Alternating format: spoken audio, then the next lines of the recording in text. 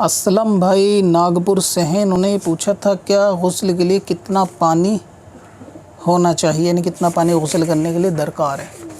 اسلم بھائی سب سے پہلے تو آپ کا شکریہ، آپ چینل پر آئے اور آپ نے سوال پوچھا۔ پانی کوئی طے نہیں ہے شریعت کے اندر کہ غسل کتنے لیٹر پانی سے کیا جائے گا، تو ہر شخص کے جسم کی بناوٹ کے اعتبار سے جب اسے اطمینان ہو کہ اس کا غسل کا فرض ادا ہو گیا ہے تو وہ اس کے حساب سے غسل کرنا بند کر دے۔ بیجا اسراف نہ ہو، مطلب یہ ہے کہ وہم کا اگر کوئی مریض ہے اور جبراً پانی ڈالے جا رہا ہے، اسے وہم ہے کہ وہ پاک نہیں ہوا، تو پھر اس کو ڈاکٹر کی ضرورت ہے۔ اور باقی جسم کے اوپر بالوں کی تعداد بھی کم زیادہ کے اعتبار سے پانی کا لگنا کم زیادہ بھی ہو سکتا ہے۔ جسم چھوٹا یا موٹا یا زیادہ فیٹی بندہ ہے تو اس کے حساب سے بھی پانی کم بڑھتی ہو سکتا ہے۔ طے کچھ نہیں ہے، جتنے میں غسل فرض ہو اطمینان دل میں اتنے سے کر لینا چاہیے۔